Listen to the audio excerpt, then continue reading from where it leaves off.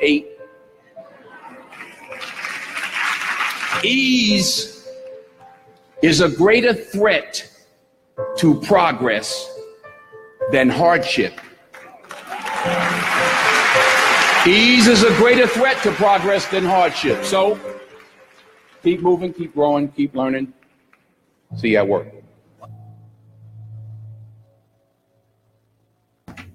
Welcome, welcome, welcome. It is Wednesday, 4/18/2018, April the 14th, 18th, I'm sorry, 2018. You're in the studios of WLTT 1180 AM. The show is called No Cover, Straight Talk, No Chase. I'm your host, Dawud El-Amin, coming to you out of the port city of Wilmington, North Carolina. I'm so glad you all could be with us here today. We're coming in streaming on Facebook Live as well, on that channel, on the Gospel Joy channel, as well as the Dawud El-Amin's page as well. Trying to get the kinks worked out. I see our Facebook audience is trying to come in. As they're coming in, we're greeting them. 910-765-0097 is the number to call in today. 910-765-0097 is the number to call in today. I want to go over some items today, and especially start at Starbucks. Before I do that, I want to announce on May the 12th, I'm going to do this several times on the show today. So get your calendar out, mark it down. May the 12th, during the day of May the 12th, coming up. It's on a Saturday, so you don't have to worry about going to work. You can take the day off, come down, and visit us here at the radio station. We're going to have the first annual African American Latino Festival. You all that have been keeping up with the station know that we've been going to a format in the morning of Hispanic programming. So we're going to take those two forces that traditionally, you all, we've been together for a long time anyway. I always tell the story when we're talking about the crossing up across the Mid-Atlantic crossing. The boats just got dropped off in different places. Started off down in Cuba, Mexico, Jamaica, Venezuela. All those countries were slaves that were coming from that triangle. They said the hurricanes traveled the same triangle coming out of the west coast of Africa. And they're coming down and they're dropping slaves off along the way. The last point, the last embargo drop off is America. So we're all coming from the same shores of Africa. It's just that race mixing and breeding have caused us to look different, act different, and speak different. That's it. The birthplace of mankind is Africa. It's the mixing. It's the causes us to be different. It's the environment. The sun in certain places, it causes us to look different. But it's basic environment. It's a family. It's a family. So when I see a Hispanic brother or sister, I see a Hispanic brother and sister. I see somebody from Cuba, that's my Cuban brother and sister. Mexico, that's my Mexican brother and sister. My Jamaican, that's my Jamaican brother and sisters. I don't see the difference because I understand they have been in a situation that we've been. We've been in a situation of our mind has totally been reversed from how we used to think. And so they've been in those islands in the Caribbean. They've been through years of slavery as well, and coming out of slavery, fighting and gaining for independence. They've been in those situations similar. So I don't see any difference because of the environment, of the complexion of the skin, or the language that they speak. I see my brother and my sister who came from that same motherland continent that my forefathers came from, that were in that continent and had to be robbed and stripped of their culture, of their identity, and brought to another side of the world. It's a major trade going on here. So when I hear Hispanic music, I hear the drums. And when I hear reggae, I hear the drums. I hear, the story of Kunta, when Roots, he was going out to get a drum. And all that music, you hear the drums, you hear the beat, you hear the rhythm. I was fortunate enough to be in Pastor Bishop church one day at the Love Center. And I hadn't heard it. I went and researched it after he said it. How we beat on the 1 and the 2, or we beat on the 2 and 4. We have a certain beat. And other races beat on the 1 and the 3 because they are our beat. Well, we had that natural boom, boom, boom, boom, boom, boom, boom, boom. And we can double, you people in church, they can double clap and come right on beat. You know, they ta and be right back on beat. That's that nature. Hispanic, you see Hispanic salsa, you see the nature. Your beautiful dance, the dance, the routine, the rhythm, the flow. That's all coming from that drum. It's all coming from that beat. It's called from that. They call it the heartbeat. Boom, boom, that heartbeat. So come out May the 12th. We're having it right here at the studio station. We have a couple of parking lots here. We'll be here at the station on May the 12th. If you want to we're inviting all the vendors. Many Hispanic vendors are coming. You can see some of that culture, and we have many African American vendors as well. We experience the culture. We're going to bring those two cultures together, and hopefully we're going to grow from that. We're going to bring it in our Unity Festival. That's what we're calling it, African American and Latino Unity Festival. Here on May the 12th, all day at the radio station here at WLTT 1180 and Gospel Joy. Starbucks round 2. I got a comment from someone, and I have to share this. I got a comment that said, "Dawg, you being hypocritical." I was like, "Wow, why?"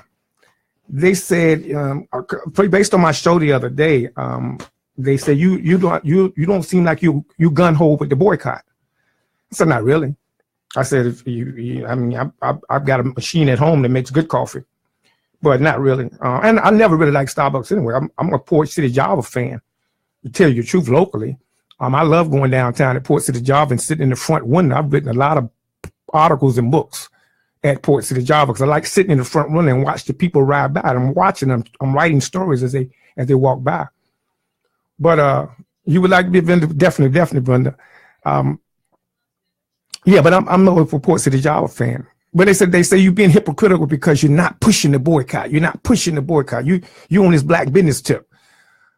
And when the Arab community got you upset, you had a month to 2 month long boycott at the Arab community. I remember you on Facebook calling, "Don't shop at the stores. Don't shop at the stores."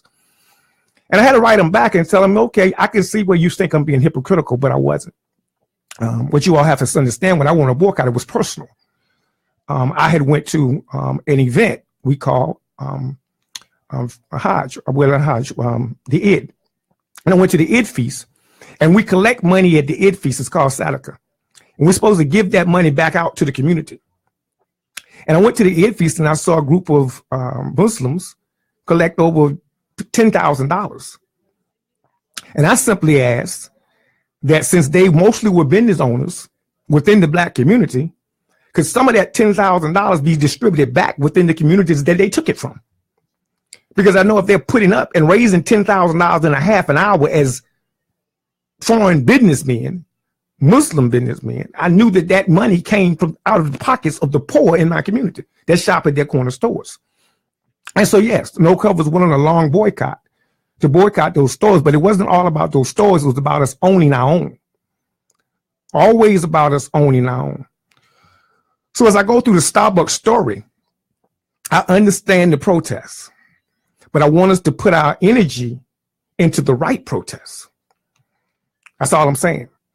I keep saying 60. I'm gonna keep giving these numbers and beat you in the head with them. 64 cents for a cup of beans, 16 cents for a cup and a lid, 33 cents, 37 cents for sugar and labor. Comes up to $1.17 for your average cup of coffee. That's your average cup of coffee. Your average cup of coffee costs $1.17. And so I say, and I keep posting on my page, and I keep saying it on the show, black coffee, black business shops, black coffee shops. We're going to fuss and we're going to argue black coffee shops. Simple. Do the math. Now, here is the problem. Because I make it seem simple, but it's not that simple. Let me be real.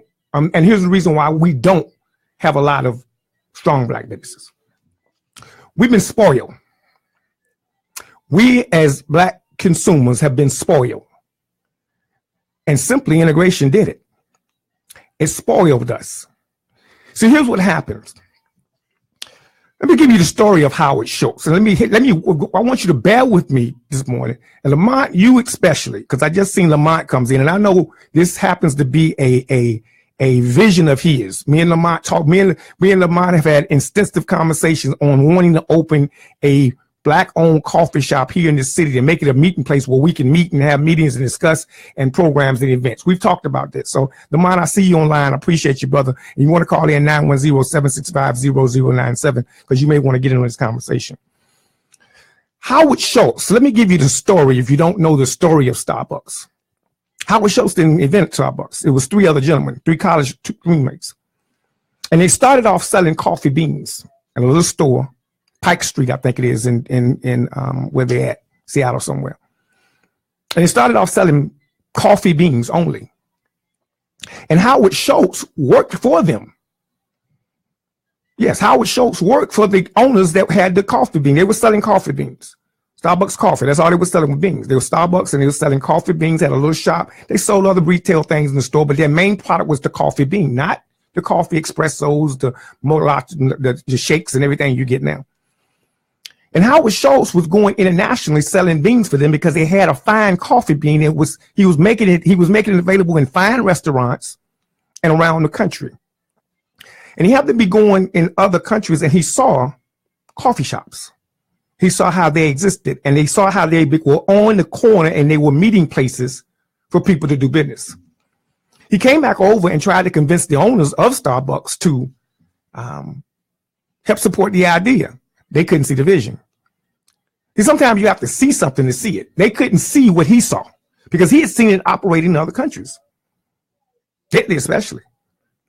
And he said, whoa, these people meeting, they having coffee. So what he did, he took $187,000 of his money and he started his own coffee shop. I forgot the name of it. It's researchable. You can find the name. It wasn't Starbucks. And eventually, the brothers or the three owners end up selling him Starbucks for $3.8 million. And he changed the name of his stores to Starbucks and therefore started selling coffee in all of the Starbucks that they had, plus the ones that he had renamed Starbucks. Started with his own personal money. I'm getting somewhere. I want you to walk with me today. I want you to stay with me online and stay with me on Facebook. Walk with me with this conversation. He started with his own personal money and he built the brand. It's 1987. Since 1987, Starbucks has averaged opening 2 stores per year since 1987, giving them a grand total right now of about 27,000 Starbucks worldwide in 40 countries. This man started with $185,000 of his own money, his own personal money. His Starbucks, they looked the way they didn't look that way back then. They were little coffee shops that sold coffee. They were little mom and pop shops that sold coffee. Walk with me now. Since 1987, he's opened an average of 2 stores per year, giving him a grand total of 2 stores. He averages 2 stores per day. I'm sorry. Got to give the correct information because y'all are doing the math and saying that's not coming up right. He had 2 stores per day. It's about 750 stores a year. It gives him a grand total of 27,000 stores now locally or throughout the world in 40 countries. This is a man that started in 1987. I'm going somewhere with this today. Out of money out of his own pocket. Charlotte, North Carolina has a coffee shop called Copa Coffee and Tea. It's struggling. It's trying to stay open. It's posting on all the pages. Shop with us. You can shop with us online. You can shop with us in Charlotte. You can come get coffee with us. But they're struggling. They're Black owned. And here is why that they will struggle and most every other coffee shop that opens that Black owned will struggle because we're spoiled. See, we're expected now to open a shop to look just like Starbucks. And if the coffee shop that you go on to is Black owned, don't have the same menu that Starbucks got, you're not shopping with them long. If it doesn't have the same menu that Port City Java have, you can't get your mocha shake or your malata or your espresso. So we're not willing to go back to start with a cup of coffee. Those shops and those enterprises start at a elementary stage of development.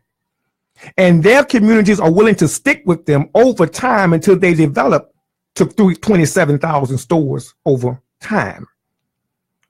When we open a shop, we don't have that.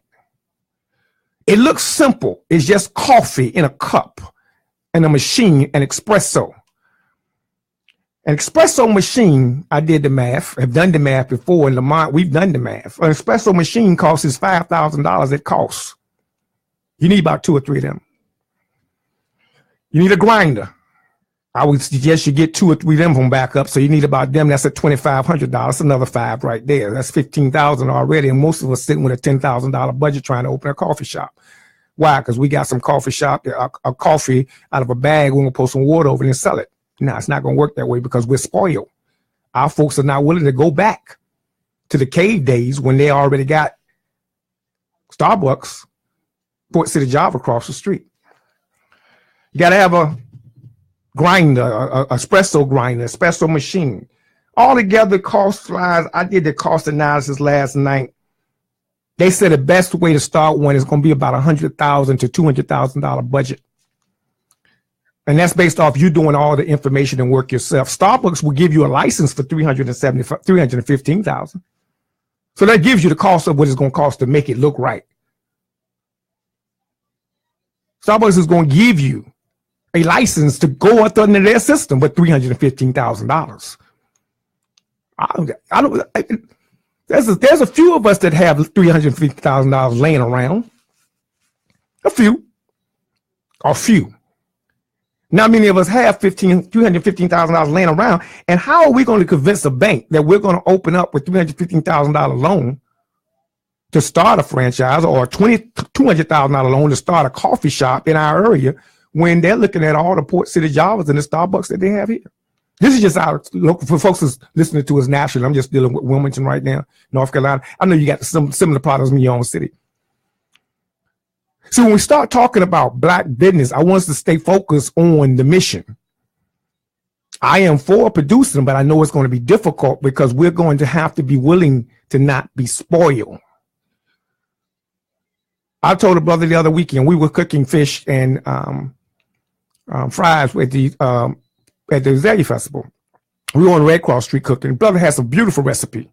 I mean, fish, here's how I know your fish is good.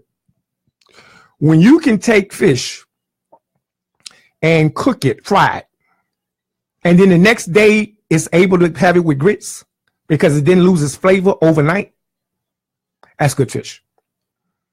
2-day fish is good fish. When you can eat fish too, because fish goes bad on you quick. So when you can eat fried fish the second day, like you eat fried chicken, the second day, that's good fish. The brother had a beautiful recipe. He has a beautiful whiting recipe. I told him, I said, brother, I have a fried potato recipe. I have cut up fries, or homemade fries, I call them. These special spices that I put on them. Make them in different flavors. I said, brother, you can take your fish and my fries, and we can make a killing. I said, but if we go into business, the only thing we're going to be able to have on the menu is fish and chips and that only. And so we got into a lengthy discussion because he said, well, what about crab cakes and what about shrimp and what about lobster and the oysters and what about the oyster plate? Well, I said, we can't do business like that. I said, because financially, me and you don't have the means to compete with Pirates Table yet. However, if we start with fish and chips only, our cost is only 2 fryers, a freezer for the fish, a potato slicer for the potatoes. And the rest is history. But our people wouldn't be willing to come for that because when they come in, they want to see the whole thing. That's where we're going to lose at. We are spoiled and our people are spoiled. And we think when we do business, it has to look just like everybody else's version of business. And we will never accomplish business that way because we don't have the economic means to accomplish business that way. We have to be prepared, family.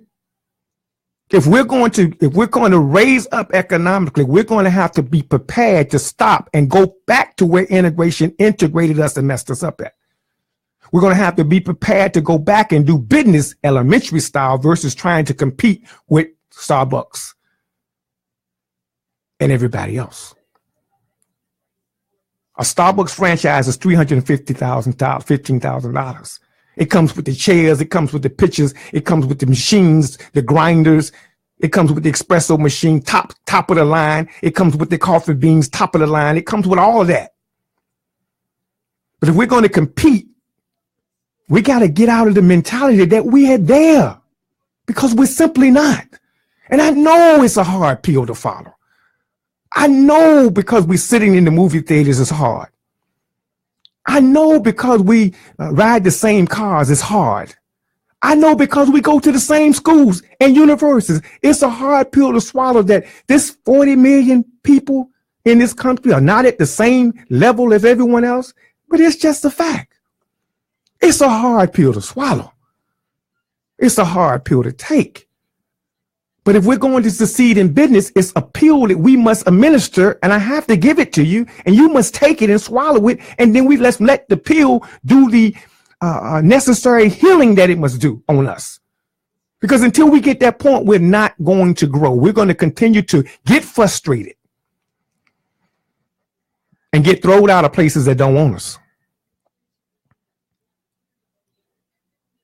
So the philosophy for me, yeah, boycott, but understand what you're boycotting. And we should be not boycotting, but we should be focused on taking that pill so we can go develop businesses. And then in 10 and 15 years, we have a business that looks comparative, just like those businesses out there. But we're not going to get there going steady. This man is about to spend $12 million. It's going to cost him. Oh, it's going to cost him. Starbucks is about to spend $12 million on race bias training. Really? He's got to stop the bleeding, but I'm like, really? You think a half a day can change the mind? Race bias don't start when the person is not race biased when they got hired at Starbucks. A half a day training what is a half a day training going to do to a 33-year-old person that's been race biased for half of their life, a third of their life? What is a half a day? He's trying to stop. Don't y'all fall for it. Build your own shops. Don't fall for it. Please don't fall for it. He's going to shut the stores down in the afternoon. He didn't say for a whole day. He said in the afternoon, which means about 2 hours before they shut down officially. He's going to shut them down. And he's going to probably pick 8,000 stores. He's going to pick those stores in areas that's doing low anyway. He's not going to pick his big ones. He's not going to close down his heavy duty. He's not going to close down the one on Vegas Strip. He's not going to close down the one in New York or Times Square. He's not going to close down the one in Atlanta Circle. He's not going to close down the one in downtown Chicago. He's not. Lord knows he's not shutting them down. He's going to shut down 8,000 of his selective stores and he's going to spend $12 million in training because it's going to cost what he's going to lose for that one day. They make $22 billion annually, right? You do the math. Somebody do the math real quick and get back with me. What's the percentage of what's percentage of 12 million of 22 billion? Please do the math. Do the math. Yes, Brenda said nothing changes. Hope all those trainers are minorities they hired. No, she's on it, but here is the main issue. A half a day training cannot reverse race bias. Race bias starts at the home. And America is one of the most race biased countries on the face of the earth. You got to start at the root and uproot a plant. You got to uproot a system that you have to uproot the whole system. You can't get rid of race bias with a half-hour training. It starts at the home. Then it goes to the school. Then you find it in the media. Then you see it on the news. Do you know mugshots is race bias? There's no mugshot. So Star News mugshot. Do you know they don't list everybody that got arrested? They only list those folks that fit the race bias clientele. Go through it. Research it. Go do this. If you think I'm lying, do this. Go, it's public information. Go ask police station for any day of their police blotter for that day. Because that's where Star News gets it from, because it's public information. Pull the blotter up. Then pull the mugshots up for that day. And look at the people on the blotter compared to the people that made mugshots. Poor whites and blacks make up mugshots. Those that's on the police blotter, you'll never see their names. Not in public, unless you put them out there. Go do the math. Go do it. Check it. It's race bias. A half-a-day training can't change that. A half-a-day training, you're going to train everybody in America? The election was race bias.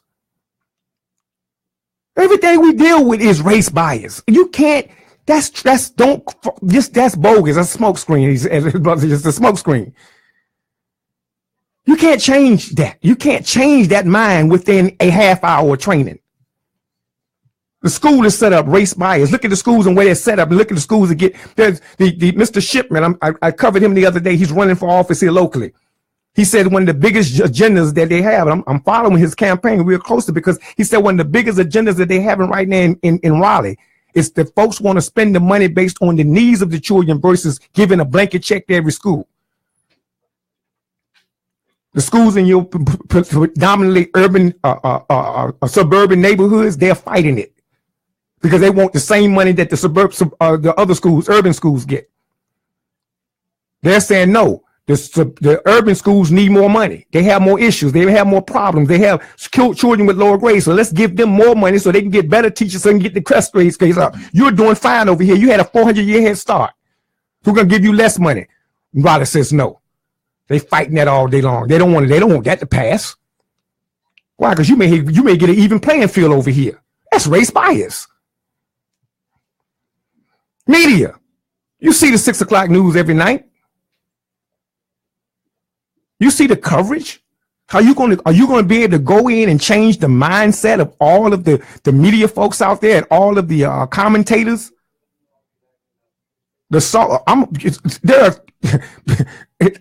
I love this radio station. You all know good and well the radio stations in this area would not let me on the air. They can't handle nothing heavy. That's race bias. The media, the portrayals, the shows that are allowed to be on TV, the shows that's not allowed to be on TV. Let me tell you how deep this thing is. There was a comedian by the name of Eddie Griffin. Eddie Griffin is one of the funniest comedians I've seen in a long time. He's an excellent comedian. Eddie Griffin did a commentary, his last big show, and he went in. He went on everybody. He went in on religion, the hypocrisy of it. He went in on the presidents. He went on the race. He went in on everybody. And they started moving Kevin Hart past Eddie Griffin in a heartbeat. You haven't heard one sound from Eddie Griffin. I was surprised to see him out in Vegas playing, because he can't get a gig nowhere. They shut him down real quick. So you telling me Mr. Schultz in a half a day with $12 million, he's only going to lose $12 million out of $22 billion. You mean in a half a day, he's going to be able to change the mindset of his employees who've been having that mindset since I was on the playground with them in elementary school? We were getting bused to a white school in Virginia doing the busing. And I saw adults throw eggs at my bus and throw eggs at children. You mean to tell me a half-hour training is going to change that mindset? That's already there. No, a half hour going to make you think they trying to solve a problem. But you got to go to the root and uproot this problem. It's the biggest race bias country. How hypocritical. the biggest race bias country there is on the face of the earth. What is a half-hour training gonna do? But get you to go back to buying coffee again? No. I don't like boycotts because y'all buy out too quick. Your steam runs out too quick. Don't last long enough. He has a meeting. He calls a program. The media cuts you off. Facebook your Facebook likes start decreasing. All of a sudden your movement's gone. Give me my mocha. Nah, I don't like them because you waste time. If you want to go to Starbucks, go to Starbucks. You want to go to Port City, go to Port City. In the meantime, me and Lamont gonna try to build this coffee shop. But understand, can't have the same menu they have. Don't have the same amount of money. And you ain't gonna go for that. You're gonna come in and want the same thing you see on that Starbucks menu. And you're gonna walk out the door and you're gonna say, that's why I don't shop with black people. Got us in a box, y'all. They got us in a box, and we got to figure our way out of this one. It got us in a box. Racist training is ingrained. Race bias is ingrained. It's ingrained. You have it sometimes too. When you lock that door, when you pull to the curb, that's race bias. Because they show locking theirs. That's bias. You automatically assume. That's a bias. It's in the school. I watched it. I was fortunate enough. Fortunate enough. I would say fortunate enough. I was blessed enough that when I raised my children, I had the privilege or the money, the economic means to share with them other cultures and let them see other societies and travel around the country. I left the community. When I say left the community, I left the hood. They lived in a house. My children, most of my adult children now, my adult children from 30 to 18 lived in a house. And their next door neighbors didn't look like them. They saw golf courses out the back door sometime. They saw schools right across the street. They could look out their back door and see a school, but they were the only black ones walking there. So their mind thinks differently than mine. See, remember I told you I had eggs thrown at me by white parents when I was 11 or 12 years old. So I got some race bias in me too. You ain't getting that up out me with no half-hour training. I remember teachers not liking me, being disruptive to me. And one of the main reasons, I see my brothers online, one of the main reasons, because he was a straight A student and I ain't like to get A's. I was the clown of the class. I'd get my C and act the fool. I went to have fun in school. I thought it was all hocus pocus anyway. So they didn't like me. I saw bias. I joined the United States military at 18. I remember being in Germany. I saw how I was treated. I saw it, racism at its core. We overseas in Germany, we had a thing. We would come in the cafeteria and we knock on the table 2 times, say power check, just to make sure they know we were still here and we wasn't going nowhere. I saw how no matter how I had my boots shine, no matter how much crease I had in my pants, my uniform was tight, I still didn't make the rank I deserved. And I saw others getting promoted over me, and I knew an M16 gun better than anyone. I could spot a plane in the air and knew what it was and how many rounds it carried, but they kept getting promoted over me. I was making spec, he was getting spec 4, spec 5, and I'm still sitting down as a PFC. After 2 years, knowing I passed every test they put in front of me. I was an EIB badge carrying infantryman, and I saw the bias. I saw the racism. You can't uproot that out of me in 30 minutes or half a day with no training. It's there. It's real. It took many years to get me to come around. So I can tell you a half hour is not going to get rid of no race bias. Because I done had a half of my life and I still got some of it in me. That's just real talk. There are certain people I don't like right away, and I shouldn't be that way, but it's already ingrained in me because of what I have experienced. I talk about this in my book. You want to understand where it comes from, the bias comes from in the police. Half of these guys on the police force, you went out there to know somebody that's a hustler. You make sure they get this lesson. You hustling. Half of you hustlers used to be basketball players and football players in high school. Most of you were on the starting team. If you were a football player, you played on and you were good, you played on the starting team. You basketball players is 5 guys on the court playing ball. White guys on the bench. They watching you. You got all this raw talent. But then you don't want to study in school. But you started on the weekend, but you getting C's and D's and you can't even pass the GED test. But coach like you because you win the touchdown. Coach like you because you did 34 points last night. Coach like you, and he's sitting over there watching this 10th grade year, 11th grade year, 12th grade year, and he ain't getting picked to start. He want to start, he want to play, but he can't get you 34 points a game. He can't get you 3 interceptions. He can't get you 4 touchdowns. And here you go. Don't even pass your GED. Don't even get the SAT test done right. I'm sorry. You don't get enough score on your SAT to get into a good college. He's sitting over there struggling, trying to make it. And that scholarship that was for him, you got, but you blew it. Or the coach that came to see him came and got you, but you blew it. Fast forward the clock. Are we going somewhere today?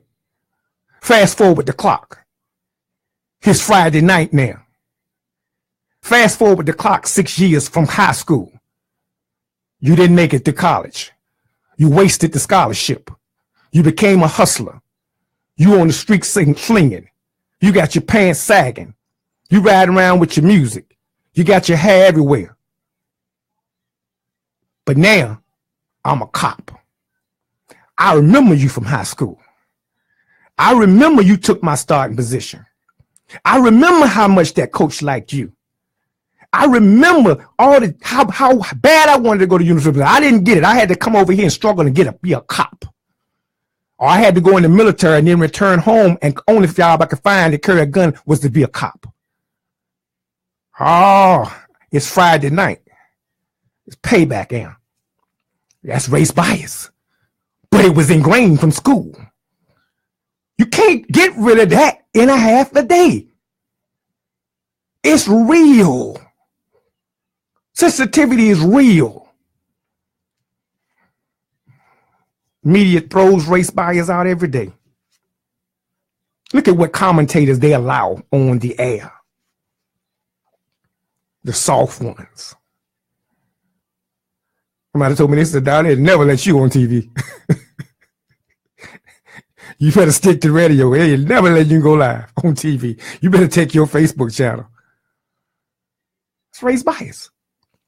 It's real. It's real, folks. So don't go for the 20. Don't y'all in Philly sell for the 20. If you're gonna do it, do it. I gave y'all the 2 shops last week. I think one of them is Black and Brew, and the other one is Uncle Bobby's. Those are 2 coffee shops that I researched that are in Philadelphia. Y'all make sure they jam packed. Make sure Uncle Bobby's and Black and Brew, if they're black owned, you make sure they're black owned. Make sure they're opening. I gave you the numbers. He was able to open 2 per day. Make sure they can at least open 2 by next year. Starbucks opened 2 shops per day since 1987. They got 27,000 shops all over the country. Well, make sure those 2 can open another one. Make sure Copa Coffee and Tea in Charlotte, you all that's going to support Philadelphia, make sure they open another one. Make sure if you're going to not go get Starbucks, make sure that they open another shop within the next year, the next 6 months, because you got them so jam-packed, you got to line up to get coffee. And don't get frustrated when the lines are formed. Make sure you stick it out with them. Lamont, you want to open a coffee shop? That's been your dream here. Well, get with some brothers, but y'all better have some coffee in there. I'm going to tell you, they ain't going to stay long. You come in there with a pot if you want to. That ain't going to work because our people are spoiled. We're not going back. We think we have arrived. Yeah, we sit in the movie theater with the rocking chair now. We used to sit in the balcony. Remember y'all? I told my son that he cracked up. I didn't realize it. I was telling my son, back in the day, you had to go in the balcony. Parents did. You had to go in the balcony. And we got so used to it that when we went to the screen, we would go straight to the balcony. Everybody wanted to go to the balcony. That's why our families were used to going to the balcony. A lot of things went on in the balcony, too. But yeah, I told him about the balcony. Balcony? Yeah, that's what blacks used to have to go to the balcony. When was he was like, wait, what? Again, my son lived in a community that everybody next door to him didn't look like him. That's where he grew up. He didn't have the race bias that I have. He's grown in a different era, a different environment, but there are still race biases that exist. And that's something I'm saying. I'm saying don't fall for the okie-doke today. Half a day of training is not going to do it. 64 cents, 16 cents, 37 cents, $1.17 for a cup of coffee. 64 cents for the beans, 16 cents for the coffee and the lids, 37 cents for the sugar and the label, $1.17 a cup. You can open some stores, but understand the cost. The cost, these numbers. Just don't go in business on a whim. Get your money right. Now, the only thing you got is $10,000, and that's all you got. Don't even try it. You need at least 50. If you got 50, I'll take a run. I'll take a run with you with 50. You got 50, I'll take a run with you. We might be able to do a little something. You understand? We had to get used equipment now. We're gonna have to get some. We can't start off looking. You had to decorate them walls with some pictures that you done printed off the printer. Ask Sam. I had swag. I was looking like it was $1 million, but we did it a lot cheaper. I didn't buy pictures. I printed pictures, put them in some nice frame. They look good. So other ways around it be economical. You can have it looking good, but you can't do it. You can't expect to do it. And that's where we fail in business. We jump out there and we want to look like the next person, and we can't look like the next person in business. So get these coffee shops open. Get these cleaners open. I had to take my clothes at the cleaners. That's the thing I said, do we have a cleaners in town? Nope. Got one on 16th Street. I think they subcontract, but they are trying to start a cleaners. Every time I'm trying to do something, I'm trying to make sure I practice what I preach, and it's hard. It's hard. Grocery stores, that's one thing. I cook a lot. I got to go to the grocery store. I'm sorry. Food Line is my brand. I stop at Harris Teeter every once in a while, but Food Line has a lot of good sales for me. That's where I shop at. I'm sorry. I'm making Tom a lot of money. I'm sorry. I'm a budget person. I cook every day. That's where I go. I don't like going to Wally World. I won't go to Wally World. I don't like Wally World. Only time I go to Wally World, I'm running into so many people. I don't like being around a lot of people. I was at the Zay Festival down on Red Cross Street. We were doing some vending for the folks coming past after the day. I don't want y'all to think I was at the Zay Festival now. I had a brother comment on my page. He's like, "What are you doing down at Zay Festival?" You know better than that. I really know better than that. But I know green is green, so our people gonna go down there. We put on an alternative event on Red Cross Street after the festival to try to capitalize on some of that green and also to give the children an alternative place to play at. But I was uncomfortable. I didn't like being around a lot of people. So I realized I guess it's coming from that bias, man. Bias. I wish Starbucks the best. I wish the folks in Philadelphia the best. I'm really wondering, I don't know if I'm always a conspiracy person. I wonder was the brother sent in. I really do. I wonder was that a target? Because they seem very calm. I watched the whole video. I have no problem with the police in this situation. I'm sorry. I watched the whole video. It was a 6-minute conversation, and the brothers were determined to hold their ground. So the police had no reason, no choice but to arrest them. I understand the brothers and peace up. I understand holding your ground. When I do, this is me. When I do go to the coffee shop and I know I'm going to be there a long time, if I'm not going to spend any money, I usually order the cheapest thing on the menu, which is usually a small cup of regular coffee, even if I don't drink it. And I usually sit it on my table and I take out my laptop or my computer and I go to work. I have used coffee shops as my office for meetings. But out of courtesy, I will always buy a small cup of coffee, about $2.10, because I know I'm going to be there using their Wi-Fi for about 6 or 7 hours. And that's what I did about 2 years ago. I had Wi-Fi, but it would go in and out and coffee shop up the street. And he knew I would come every day. He knew I would sit in the same chair every day. He knew I would get the same cheap cup of coffee every day. Never asked me to leave. God, because I was cognizant enough to buy a small cup of coffee and stay in my seat. That's only reasonable. That's only reasonable, folks. If I'm going to a person's place of business, that's just reasonable. It's only $2.17. I'm gonna have a meeting in the chair. I'm using your air conditioner. I'm using your TV. That's only reasonable. I always buy the cheapest cup of coffee, even if I don't drink it, and I find myself sipping it because if it's a certain time of day, I know I don't want to be hyped up, and coffee gets me hyped. As y'all can tell, I had a cup of coffee today. I'm a little hyped. It gets me hyped. So I buy, I think it's $2.30 something. Brenda, what is it? Brenda knows it's $2.30 something for what, a cup? They made $1.17 off me. It's $2.37. I buy a cup. I sit the cup there. Put my packs of sugar there. Put my stir there. And I may sit there and use their computer and their Wi-Fi for another 6-7 hours. I used to sit downtown and win the coffee shop, see everybody pass by. Hey, how you doing? Come on in, let's talk for a second. Say, I thought that was my office. Never asked me to leave. Why? Because I had that cup of coffee there. I showed enough respect to purchase something when I was there. That's only respect, people. Come on. You want me, if you want me, that's only fair. I don't care what cookhouse it is.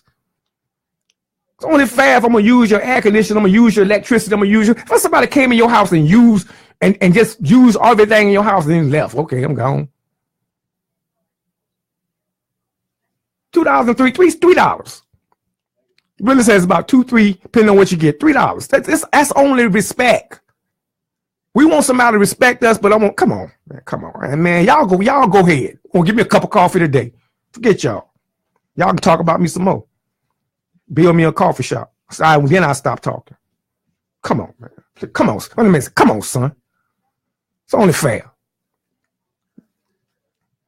So I watched the whole 6 minutes the police talked to him. They were trying to negotiate.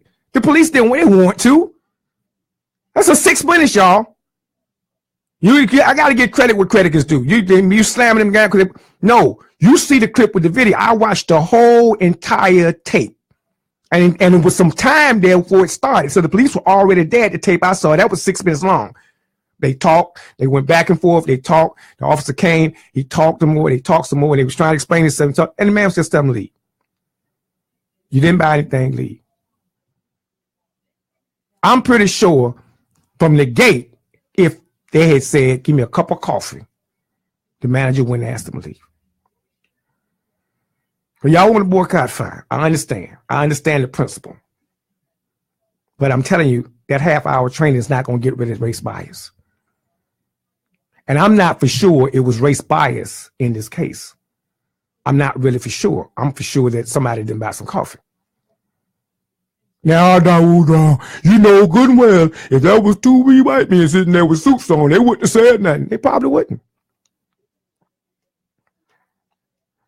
They probably wouldn't. I'm just curious, Lamont, you're still on, I hope.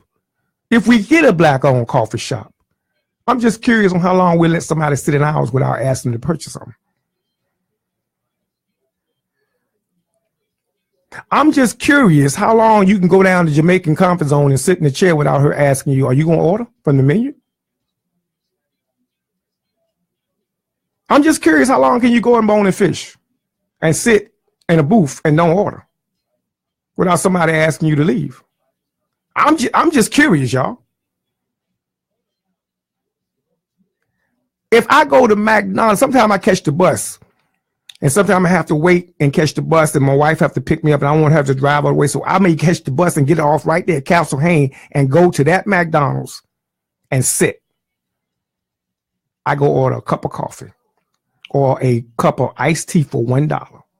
I plug my computer up, I get on McDonald's Wi-Fi, and nobody ever asks me anything. I have sat in McDonald's for 3 hours.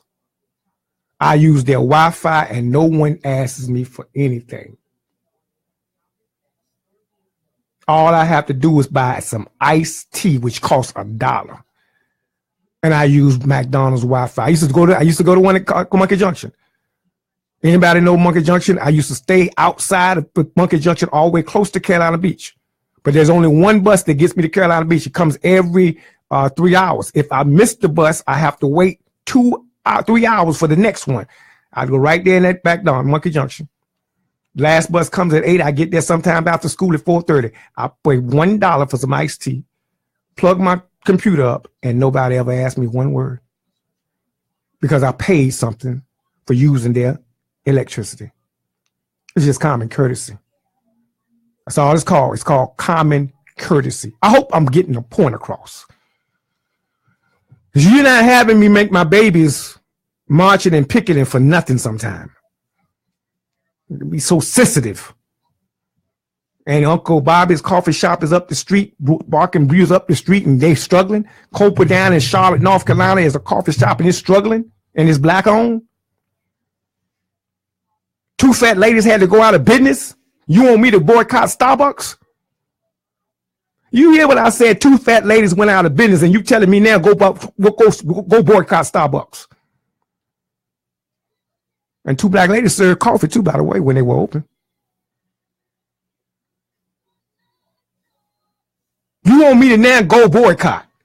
And we losing businesses. Miss Ruth's over there. Miss Pat's wings is hurting right now. She over there hurting, trying to keep that store open. Her husband is passed, and she's trying to survive. We won't go get a wing dinner from her. Mr. Crossland right across the street had to say he's got his business up for sale now because we got 2 Korean stores and we're gonna go buy from hair products and some weave from them, and he got it all. He got more weave in there. He like he fleecing hair, like he got a hair machine in the back. And he's sitting there sometimes. Every time I go, he's sitting in that chair in the front window by himself. And one customer comes in a whole while I stay there for 2 hours. And I'm looking up the street and we going in and out the store. And now you want me to go boycott Starbucks. Come on. Waste my time. Now he got to stop and spend $12 million to make you happy on some race-sensitive training when you know cannot uproot racism in this country. Get me fired up today. I'm done with this subject, y'all. I'm done. I'm not even gonna do no more videos on it. I'm stop posting. I'm done. That's a wrap for me. And you inbox me, you can fuss me out, you can say what you want to about it, you can say I'm wrong. I don't care. I gave you a chance to call in 910-765-0097, so you can say what you want to. You can repeat it, you can share it, you can scan it to your friends, but I don't care. This is No Covers Live, y'all. Straight talk, no chaser. My name is Dawud El-Amin. I'm out of Port City of Wilmington, North Carolina. We'll be back to you on Friday with Healthy Living Friday. Peace and blessings.